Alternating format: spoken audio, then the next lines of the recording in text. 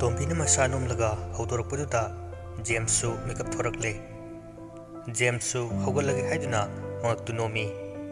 Tombisu thokre. James Henry da onsilaga niba haugaro thenge. Henry mamitu noiraga as ka anuain tumino wakhalgaje khara yangida. Tanjaduda James ti phone da leimagi kolai. James na bye noi magi phone se warim te saw. Henry harauna ima goi sadu ku idine piro asi hairga phone da paikhatli. Hello ima leimana atombara mani ma o nakhoi gi exam di kayam wali ba khang de da exam kam ta tawning matam tawjani leimatu ngakna kari hey kaino nang haidu bo nang bo handak first position logani na ima ru wasaklam daine. Henry mami tu lauthoga kori ai bo kai dino he pass to lai khuramo ibungo kari no nang ta chona taradi hat tare ne nang bo. Henry wakhala mangai hakhalaga hoi hoi se yare first position ta doini. Henry tu masu hantak marak ahong bumyam ubusina kari gumba kharadi leire khangbugi wadu samjilakpani. Leimana yengoi nang tayai paige amta pahelakke. Henry tayai pahelakke haibda masadu khautakti chai manadi magi tayaibu yamna kijabani. Hoi ma pahelo. Hello now makondu homo do nangak paduda Henry swailawi. Henry na hello tayai tabro tayi nang tayai ni inaubu nungai riba natro. Henry ngakna kaino tayai tabro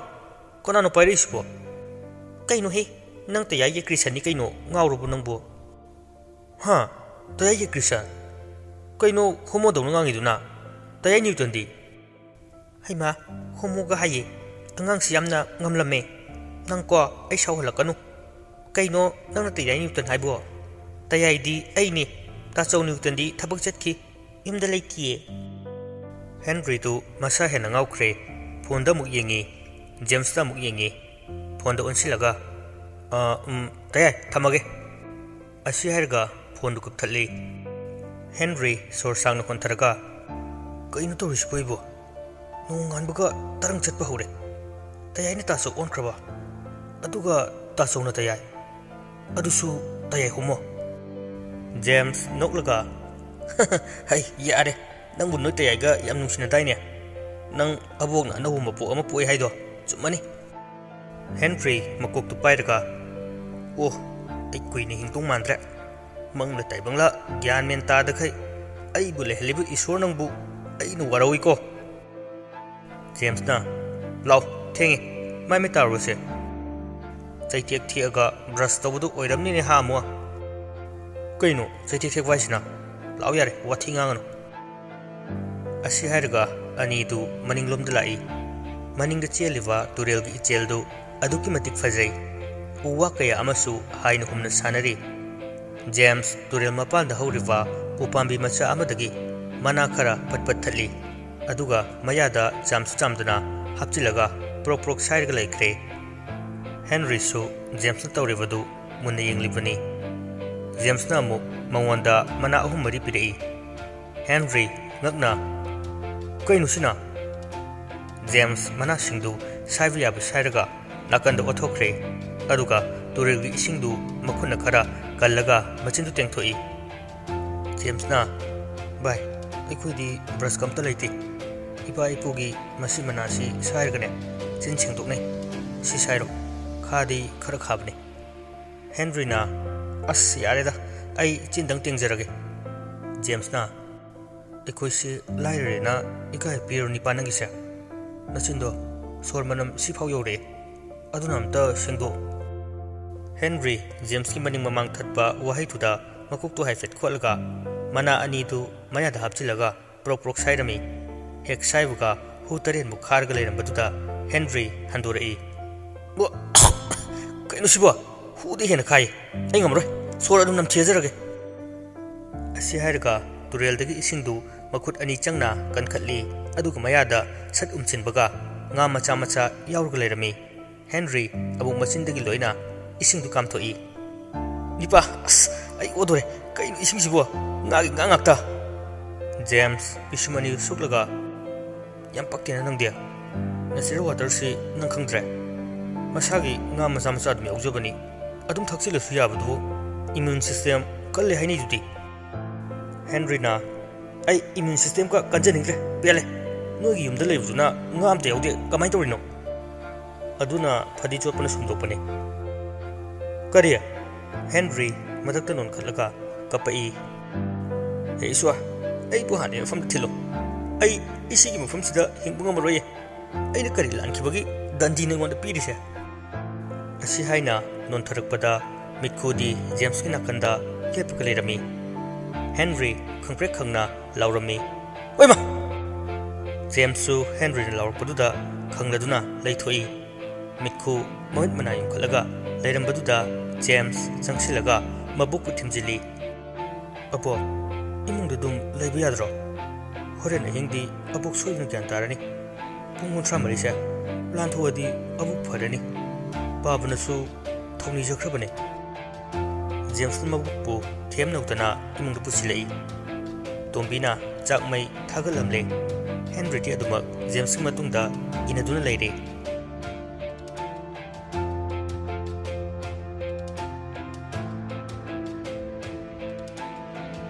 ngahaki matungda Henry du wakhala malai James ta onsilaga hairei nipa nang Spider-Man No Way Home du yengabo yengdebu kaidore ado nang phone daki yengyabro phone dabu film yengyabro angawa holding dongni kaino phone du film yengdradi kaidona paino James na nipa nang ngawre azana ngawre ko phone dagi bu film ka mayenge phone sida yai sidi photo namba message sanaba wari sanaba sida hena suyadana Henry na as aini leiri mafam si aidi am chawkhalamena khaloi adugadi 1G gi matam oilerame hanai dudi 5G horabani ne khangdred nongdamba aina leiri se Jupiter ni haidu chumramani arton thongna miss tawkreda aibu scientist singna pharga thara iba male toro maduna aibu sakhanglakpagi harauraga gyan tarakpada aikoi hostel da am leiramine angapani da ko natraga manga taibanga ion honorable kaino mikap am thorok toi jalane mangak na bahaidu si oiraba kaino khangdreda James na nipa kaino na mun soli mem duna nangne ai noi ta chawda hairaga angang bu leng phomno da yenghan batare bu yenghalo ai ngawro chakhibna fare su ngaw duna pungaw ngaw holisidi khangpote toroga tongsanga du laadi phakhrai da forende James na law saksa thoknum tawrse nanggi wathi warem do ngang lernu ani duna chakchawa losilakpa adwaitani Johnny du sor thavet honu makai somang dagi leblaw lawrei James Henry tadro ani dusu makut hamaga mapanda thorei Henry na imai hangoi nangdi hapen makaktuga yo toroga laine Johnny na ivu aisi PS saprani nang dona nasak thibunate adunipa noyum sidi thibda sigi taw he baba nang ngarang khamamba pham duda khamlame gari changya de habduda baba ri chakre aidi yam thuni yodu beningure adu wadi loire soisi yum chop ta de yum ma khak leram baduda nogi oiramani na changai sini James na chango ngang leru law thangnaba khunsidadi yum kun mukta bane ekoi soisina khara songena kanam le bidraba aduda ekoi ngak to oirabani Henry du Johnny na masak thi haibuki ma khoren khangani haiduna singlga leikre Henry na nipa noi nga phani haidudi chalroitro James na ka dai ringa phavno nang nga da hai pot lokpani chatose ngasi di yaroi aboksu masangamde hayeng darni bai Johnny na as ai di pot lok to rena mut sagar lai Henry na nipa nang aina puro haidu pro pura moine Johnny du noklaga khobak mayai duda likli macha ama makhuna tasilaga lakna rei ibo aina purakani hydro tu horen nei da dawni ꯍꯦꯟꯔꯤꯗꯨ ꯍꯧꯅ ꯅꯣꯛꯂꯛꯏ꯫ ꯑꯗꯨꯕꯨ ꯀꯩꯅꯣ ꯂꯤꯛꯂꯤ ꯃꯆꯥ ꯅꯞꯊꯤꯃꯨꯛ ꯆꯥꯎꯕꯗꯨꯗ ꯀꯔꯤ ꯌꯥꯎꯔꯤꯕ? ꯖꯦꯝꯁꯀ ꯖꯣꯅꯤꯒꯗꯨ ꯌꯦꯡꯅꯩ ꯑꯗꯨꯒ ꯏꯪꯒꯤꯠ ꯇꯧꯅꯩ꯫ ꯖꯣꯅꯤꯅ ꯃꯥꯅ ꯄꯥꯏꯔꯤꯕ ꯂꯤꯛꯂꯤ ꯃꯆꯥꯗꯨ ꯄꯨꯊꯣꯔꯛꯑꯒ ꯌꯥꯝ ꯋꯥꯔꯦ ꯅꯤꯄꯥ ꯅꯪ ꯇ꯭ꯔꯥꯏ ꯇꯧ ꯅꯦ ꯀꯥꯊꯣꯛ ꯑꯁꯤ ꯍꯥꯏꯔꯒ ꯃꯆꯤꯟꯗ ꯗ꯭ꯔꯣꯞ ꯃꯆꯥ ꯑꯃ ꯊꯥꯗꯩ꯫ ꯍꯦꯟꯔꯤꯅ ꯊꯨꯝꯃꯤꯅꯦ ꯁꯤꯗꯤ ꯁꯤꯅꯕꯨ ꯀꯩꯗꯧꯗꯣꯏꯅꯣꯍꯦ ꯍꯪꯉꯣꯏ ꯅꯪ ꯇꯧꯕ ꯑꯃ ꯑꯁꯤ ꯍꯥꯏꯅ ꯍꯥꯏꯅ ꯍꯦꯟꯔꯤꯗꯨ ꯍꯥꯏꯊꯔꯛꯏ꯫ ꯉꯥꯎꯏꯅꯤ ꯃꯇꯧꯗꯨ ꯎꯕꯗ ꯖꯦꯝꯁꯀ ꯖꯣꯅꯤꯒꯗꯨ ꯅꯣꯛꯂꯝꯃꯤ꯫ ꯖꯣꯅꯤꯅ ꯀꯝꯗꯧꯏ ꯉꯥꯎꯗꯕ꯭ꯔꯥ ꯌꯦꯡꯉꯣ ꯂꯩꯅ ꯊꯪꯗꯧꯗꯨꯗ ꯗ꯭ꯔꯣꯞ ꯑꯃ ꯍꯦꯛ ꯄꯨꯔꯥ ꯄꯤꯊꯛꯄꯅꯤꯗꯅ ꯁꯥꯜꯂꯥ ꯅꯪ꯫ ꯍꯦꯟꯔꯤ ꯃꯁꯥꯗꯨ ꯍꯧꯒꯠꯄ ꯉꯝꯗ꯭ꯔꯦ ꯐꯖꯅ ꯉꯥꯎꯔꯦ꯫ ꯃꯥꯅ ꯇꯨꯔꯤꯗꯨ ꯖꯦꯝꯁꯀꯤ ꯐꯃꯥꯡꯗꯅꯤ꯫ ꯍꯦꯟꯔꯤꯅ ꯏꯃꯥꯏ ꯑꯁ ꯁꯤꯗꯤ ꯄꯥꯏꯔꯦꯍꯦ ꯑꯩ ꯑꯝꯇ ꯐꯥꯎꯅꯦꯍꯦ ꯅꯣꯏ ꯖꯨꯄꯤꯇꯔꯁꯤꯗꯤ ꯄꯥꯏꯔꯦꯍꯦ ꯅꯤꯄꯥ ꯄꯣꯠꯇꯤ ꯀꯥꯞꯄꯤꯍꯦ꯫ ꯖꯦꯝꯁꯅ ꯖꯣꯅꯤ ꯃꯁꯤ ꯐꯃꯨꯡꯗ ꯊꯥꯡꯒꯠꯁꯤ ꯃꯥꯅ ꯊꯣꯛꯄ ꯃꯔꯥꯏꯅ ꯂꯩꯖꯅꯤ ꯃꯁꯤ ꯋꯥ ꯌꯥꯝ ꯉꯥꯡꯉꯤ ꯄꯨ ꯊꯥꯡ ꯉꯝꯗ꯭ꯔꯦ ꯑꯩ꯫ ꯖꯣꯅꯤꯒ ꯖꯦꯝꯁꯀꯅ ꯍꯦꯟꯔꯤꯗꯨ ꯐꯃꯨꯡꯗ ꯊꯥꯡꯒꯠꯅꯕ ꯇꯧꯔꯤ꯫ ꯍꯦꯟꯔꯤꯅ ꯀꯩꯅꯣ ꯅꯣꯏ ꯇꯧꯔꯤꯁꯦ ꯑꯩꯁꯦ ꯉꯥꯎꯔꯦꯅ ꯐꯃꯨꯡꯗꯒ ꯊꯥꯡꯒꯠꯇꯅ ꯅꯣꯏꯁꯤ ꯆꯥꯟꯁ ꯂꯧꯗꯣꯏꯔꯥ ꯅꯣꯏꯕꯨ ꯒꯦꯔꯣ ꯑꯩ ꯏꯖꯠ ꯃꯥꯡꯈꯤꯗꯣꯏꯔꯣ? ꯖꯣꯅꯤꯅ ꯍꯩ ꯊꯨꯌꯥꯆꯧ ꯃꯤꯒꯤ ꯃꯌꯨꯝꯅꯤꯅꯦ ꯇꯞꯅ ꯉꯥꯡꯉꯨ ꯑꯁꯤ ꯍꯥꯏꯅ ꯍꯥꯏꯅ ꯊꯣꯡꯖꯤꯜꯂꯣꯝꯗ ꯌꯦꯡꯂꯛꯄꯗ ꯃꯤꯠꯈꯨꯗꯨ ꯃꯃꯤꯠ ꯃꯅꯥ ꯑꯣꯟꯈꯠꯂꯒ ꯂꯦꯞꯄꯒ ꯂꯩꯔꯝꯃꯤ꯫ ꯖꯣꯅꯤꯗꯨ ꯈꯪꯄ꯭ꯔꯦꯛ ꯍꯦꯛ ꯈꯪꯉꯤ ꯑꯗꯨꯒ ꯍꯦꯟꯔꯤꯒꯤ ꯃꯅꯥꯛꯇ ꯆꯣꯡꯁꯤꯜꯂꯤ꯫ ꯑꯣꯏꯃ ꯀꯩꯅꯣ ꯁꯤꯕꯣ ꯕꯨꯠꯂꯣ? ꯖꯦꯝꯁꯅ ꯑꯁ ꯑꯕꯣꯛꯁꯨ ꯂꯥꯏ ꯑꯣꯛꯅꯕꯩꯅꯤ ꯐꯔꯅꯤ ꯂꯥꯏ ꯈꯨꯔꯝꯈ꯭ꯔꯕꯅꯤ ꯀꯩꯁꯨ ꯇꯧꯔꯣꯏ꯫ ꯖꯣꯅꯤꯗꯨ ꯀꯤꯅ ꯍꯥ ꯂꯥꯏ ꯑꯣꯛꯅꯩꯌꯦ ꯀꯩꯅꯣ ꯑꯕꯣꯛꯀꯤ ꯃꯃꯤꯠꯁꯤꯕꯨ ꯚꯥꯏ ꯑꯃ ꯇꯨꯝꯍꯜꯂꯨꯁꯨ ꯆꯠꯂꯣ꯫ ꯍꯦꯟꯔꯤ ꯍꯧꯅ ꯅꯣꯛꯂꯒ ꯏꯀꯤꯊꯤꯌꯥ ꯍꯧꯖꯤꯛꯄꯨ ꯀꯥꯏꯗꯩ ꯕꯨꯠꯅꯣ ꯕꯨꯠꯇꯤ ꯍꯣꯔꯦꯟ ꯅꯨꯡꯗꯥꯡꯗ ꯃꯌꯥꯝ ꯂꯥꯛꯑꯅꯤ ꯑꯁꯤꯗꯤ ꯕꯨꯠ ꯅꯠꯇꯦ ꯑꯕꯣꯛꯅꯦ ꯑꯕꯣꯛ꯫ ꯖꯦꯝꯁꯅ ꯃꯕꯣꯛꯄꯨ ꯄꯨꯊꯣꯛꯈ꯭ꯔꯦ꯫ ꯖꯣꯅꯤꯅ ꯃꯤꯍꯨꯟꯒꯁꯤ ꯑꯥ ꯌꯧꯈ꯭ꯔꯦ ꯍꯥꯏꯋꯥꯅꯤ ꯕꯨꯠꯄꯨ ꯃꯥꯜꯂꯨꯔꯦ ꯑꯩꯗꯤ꯫ ꯍꯪꯉꯣꯏ ꯅꯪ ꯍꯣꯔꯦꯟ ꯅꯨꯡꯉꯥꯏꯅꯤ ꯑꯩ ꯉꯥꯎꯍꯟꯕꯒꯤ ꯕꯨꯠ ꯄꯤꯖꯊꯣꯛꯀꯦ ꯈꯪꯉꯤꯗꯅ꯫ ꯇꯥꯅꯤꯡꯗꯦꯍꯦ ꯅꯪ ꯑꯣꯏꯅ ꯄꯤꯖꯊꯣꯛꯀꯦ꯫ ꯅꯤꯄꯥ ꯃꯣꯏ ꯌꯨꯝꯁꯦ ꯕꯨꯠꯀꯤ ꯕꯨꯠ ꯉꯥꯛꯇꯅꯤ ꯅꯪꯒꯤ ꯅꯃꯥꯟꯅꯕ ꯉꯥꯛꯇꯅꯤꯅꯦ꯫ ꯇꯟꯖꯥꯗꯨꯗ ꯖꯦꯝꯁ ꯆꯪꯉꯛꯏ꯫ ꯅꯤꯄꯥ ꯅꯪ ꯍꯦꯟꯔꯤꯁꯤ ꯃꯀꯣꯛ ꯈꯔ ꯂꯩꯈꯠꯂꯤꯉꯩꯁꯤꯗ ꯑꯃꯨꯛ ꯍꯤꯗꯥꯛ ꯄꯤꯊꯛꯑꯦ ꯄꯨꯔꯥ ꯉꯥꯎꯔ ꯆꯠꯈ꯭ꯔꯅꯤꯀꯣ ꯆꯣꯏꯔꯣꯜꯂꯣꯜꯂꯁꯤ ꯌꯦꯡꯉꯣ ꯕꯨꯠꯀꯁꯤꯅ ꯄꯪꯄꯟꯗ ꯄꯜꯂꯦ ꯒ꯭ꯌꯥꯟ ꯇꯥꯗꯦ꯫ ꯍꯦꯟꯔꯤꯅ ꯑꯩ ꯖꯦꯝꯁ ꯍꯥꯏꯕ ꯁꯛꯇꯥ ꯊꯤꯌꯦ ꯑꯩ ꯉꯥꯎꯗꯦꯀꯣ ꯅꯣꯏꯒꯤ ꯕꯨꯠ ꯌꯣꯛꯄꯗꯨꯕꯨ ꯑꯩꯁꯨ ꯈꯪꯉꯣꯏ ꯈꯪꯕ꯭ꯔꯣ ꯃꯣꯏ ꯌꯨꯝꯁꯦ ꯕꯨꯠ ꯉꯥꯛꯇꯅꯤ ꯍꯪꯉꯣꯏ꯫ ꯖꯣꯅꯤꯅ ꯑꯁ ꯍꯦꯟꯔꯤ ꯌꯥꯔꯦꯕ ꯋꯥꯊꯤ ꯋꯥꯔꯦꯝ ꯉꯥꯡꯂꯦꯅꯨ ꯇꯨꯝꯃꯨ ꯉꯥꯏꯍꯥꯛ ꯀꯨꯏꯅ ꯉꯥꯎꯗꯕꯅꯤ ꯄꯨꯡ 2-3 ꯂꯩꯔꯗꯤ ꯅꯣꯔꯃꯦꯜ ꯇꯥꯔꯛꯑꯅꯤ ꯇꯨꯝꯊꯣꯛꯑꯣ꯫ ꯖꯦꯝꯁꯅ ꯚꯥꯏ ꯃꯥ ꯉꯥꯡꯂ ꯂꯩꯍꯧꯔꯁꯅꯨ ꯑꯩꯈꯣꯏꯅꯤ ꯃꯄꯥꯟꯗ ꯐꯝꯃꯨꯔꯁꯤ꯫ ꯍꯣꯏ ꯚꯥꯏ ꯑꯗꯨꯅ ꯐꯔꯅꯤ꯫ ꯍꯦꯟꯔꯤꯅ ꯍꯣꯏ ꯉꯥꯏꯈꯨꯑꯣ ꯅꯤꯄꯥ ꯑꯩ ꯕꯨꯠꯇ ꯄꯤꯖꯊꯣꯛꯇꯣꯏꯒꯤ ꯇꯧꯔꯤꯅꯤ ꯈꯪꯉꯦ ꯉꯥꯏꯈꯨꯑꯣ꯫ ꯍꯦꯟꯔꯤꯅ ꯂꯥꯎꯔꯤꯕꯗꯨ ꯇꯥꯗꯈꯩ ꯑꯅꯤꯗꯨ ꯃꯄꯥꯟꯗ ꯊꯣꯛꯈꯤꯔꯝꯃꯤ꯫ ꯖꯣꯅꯤꯗꯤ ꯑꯗꯨꯃꯛ ꯍꯦꯟꯔꯤꯗꯨ ꯉꯥꯎꯕꯒꯤ ꯄꯉꯥꯡꯗ ꯉꯥꯡꯖꯔꯤꯅꯤ ꯈꯜꯂꯝꯃꯤ꯫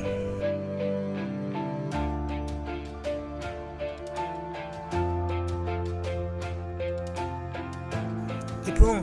ꯅꯪ ꯀꯣꯛ ꯉꯥꯎꯕ ꯐꯔꯕꯣ ꯑꯩꯅ ꯌꯦꯡꯉꯣ ꯍꯥꯏꯕ ꯐꯤꯂꯝꯗꯨ ꯌꯦꯡꯉꯕꯣ? ꯍꯦꯟꯔꯤꯅ ꯃꯆꯥ ꯑꯩ ꯀꯣꯛ ꯍꯦꯟꯅ ꯉꯥꯎꯔꯦ ꯐꯤꯂꯝ ꯌꯦꯡꯐꯝꯒ ꯑꯃꯠꯇ ꯂꯩꯇꯦ ꯅꯪ ꯑꯝꯇ ꯌꯦꯡꯍꯜꯂꯝꯃꯨ꯫ ꯏꯕꯨꯡ ꯑꯩꯗꯤ ꯐꯣꯟꯁꯨ ꯄꯥꯏꯁꯨ ꯄꯥꯏꯗꯅ ꯏꯕꯨꯡꯒꯤ ꯀꯣꯛ ꯉꯥꯎꯕꯗꯨ ꯐꯅꯕ ꯒꯨꯂꯤ ꯑꯃ ꯆꯥꯁꯤꯜꯂꯣ ꯑꯩ ꯆꯠꯂꯒꯦ ꯏꯕꯨꯡ꯫ ꯍꯦꯟꯔꯤꯅ ꯃꯆꯥ ꯉꯥꯏꯈꯨꯑꯣ ꯑꯩ ꯍꯥꯟꯅꯒꯤ ꯂꯩꯐꯝꯗꯨꯗ ꯑꯝꯇ ꯊꯤꯟꯕꯤꯌꯨ ꯃꯆꯥ ꯃꯆꯥ꯫ ꯁꯣꯝꯗ ꯖꯦꯝꯁꯅ ꯍꯦꯟꯔꯤ ꯍꯧꯒꯠꯂꯨ ꯌꯥꯔꯦ ꯇꯨꯝꯕ ꯀꯨꯏꯃꯜꯂꯦꯅꯦ꯫ ꯍꯦꯟꯔꯤꯗꯨ ꯃꯆꯤꯟꯗ ꯇꯞꯅ ꯁꯣꯜꯂꯤ ꯃꯆꯥ ꯃꯆꯥ ꯉꯥꯏꯈꯨꯑꯣ꯫ ꯖꯣꯅꯤꯅ ꯀꯅꯥꯏ ꯃꯆꯜꯅꯣ ꯍꯧꯒꯠꯂꯨ ꯊꯨꯌꯥꯆꯧ꯫ ꯖꯣꯅꯤꯅ ꯍꯦꯟꯔꯤꯒꯤ ꯃꯁꯥꯗꯨ ꯈꯪꯗꯣꯝ ꯅꯣꯝꯃꯤ꯫ ꯍꯦꯟꯔꯤ ꯃꯃꯤꯠ ꯈꯪꯄꯥꯡ ꯄꯥꯡꯊꯣꯔꯛꯏ꯫ ꯑꯁ ꯏꯁꯥꯁꯦ ꯂꯣꯏꯅ ꯊꯤꯟꯗꯣꯛꯑꯦ ꯇꯧꯔꯤꯁꯦ ꯄꯨꯡ ꯀꯌꯥ ꯇꯥꯔꯒꯦ? ꯖꯦꯝꯁꯅ ꯄꯨꯡ 6 ꯇꯥꯔꯦ ꯃꯝꯂꯕꯅꯦ꯫ ꯍꯦꯟꯔꯤꯗꯨ ꯒ꯭ꯌꯥꯟ ꯈꯪꯗ ꯇꯥꯔꯛꯏ꯫ ꯍꯥ ꯅꯨꯡꯗꯥꯡ ꯑꯣꯏꯔꯕ ꯑꯗꯨꯗꯤ ꯑꯃꯨꯛ ꯍꯧꯔꯛꯑꯅꯤꯅꯦ꯫ ꯖꯣꯅꯤꯅ ꯀꯩ ꯍꯧꯗꯣꯏꯅꯣ? ꯖꯦꯝꯁꯅ ꯍꯦꯟꯔꯤꯗ ꯌꯦꯡꯂꯛꯏ꯫ ꯍꯦꯟꯔꯤꯅ ꯀꯩꯁꯨ ꯅꯠꯇꯦꯗ ꯆꯥꯛ ꯆꯥꯕ ꯑꯃꯨꯛ ꯍꯧꯔꯅꯤꯕ ꯃꯣꯏ ꯁ꯭ꯋꯥꯏꯁꯦ ꯁꯥ ꯌꯥꯝ ꯂꯩꯕꯅꯦ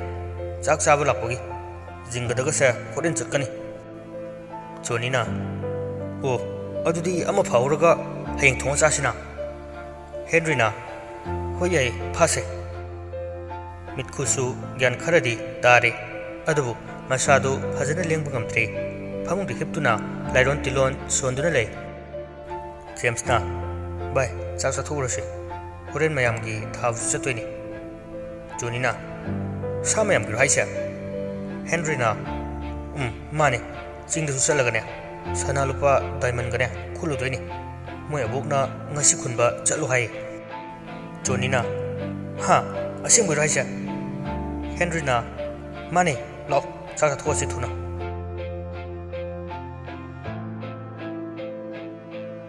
ꯃꯈꯣꯏꯁꯤꯡ ꯑꯗꯨ ꯆꯥꯛ ꯆꯥꯅꯕ ꯊꯧꯔꯥꯡ ꯇꯧꯔꯤ ꯉꯔꯥꯡꯒꯤ ꯃꯇꯧꯒꯨꯝꯅ ꯆꯤꯡꯀ ꯃꯊꯛꯇ ꯃꯤ ꯆꯠꯄꯒꯤ ꯃꯈꯣꯜ ꯇꯥꯕ ꯍꯧꯔꯛꯏ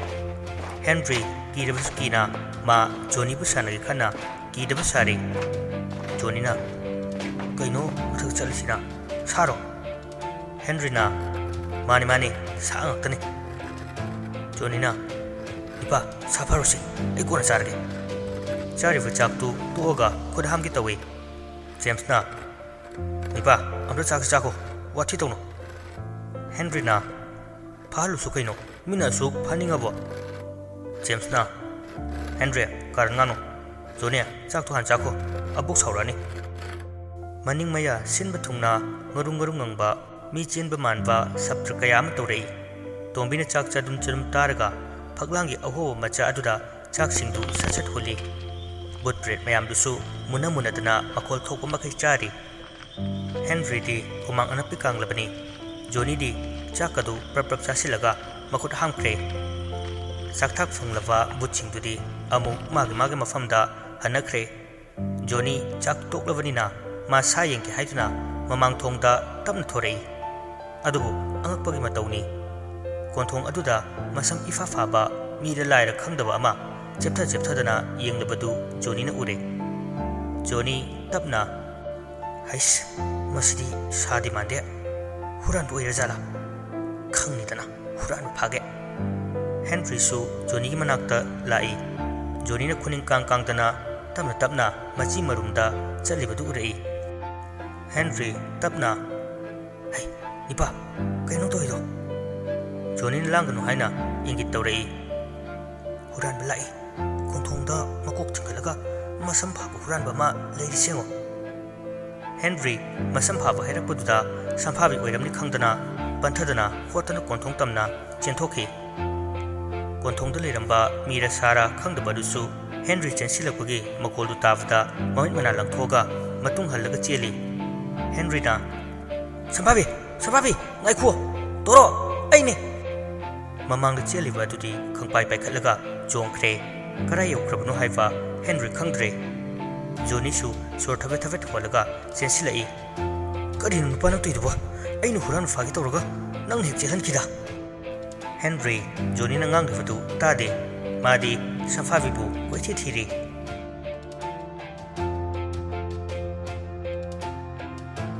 ꯁꯣꯝꯗꯅ ꯁꯝꯐꯥꯕꯤꯗꯨ ꯈꯪꯆꯣꯡ ꯆꯣꯡꯂꯛꯄꯗ ꯇꯣꯡꯁꯥꯡꯒ ꯍꯦꯛ ꯊꯦꯡꯖꯤꯟꯅꯩ ꯇꯣꯡꯁꯥꯡꯅ ꯑꯌꯣ ꯀꯣꯛꯀ ꯁꯤꯟꯈ꯭ꯔꯦ ꯀꯔꯤꯅꯣ ꯁꯝꯐꯥꯕꯤ ꯅꯪꯅ ꯄꯥꯏꯈꯩ ꯆꯣꯡꯉꯛꯏꯁꯦ ꯁꯝꯐꯥꯕꯤꯗꯨ ꯁꯣꯔ ꯁꯥꯡꯅ ꯑꯃ ꯍꯣꯟꯗꯣꯛꯑꯒ ꯍꯤꯡꯆꯥꯕꯤ ꯁꯤꯔꯝꯗꯧꯔꯦ ꯍꯥꯏꯕ ꯅꯨꯄꯥ ꯑꯃꯅ ꯑꯩꯕꯨ ꯐꯥꯗꯧꯒꯤ ꯇꯥꯟꯅꯔꯛꯏꯅꯦ ꯑꯩꯒꯤ ꯃꯤꯡꯒ ꯀꯧꯔꯛꯇꯅ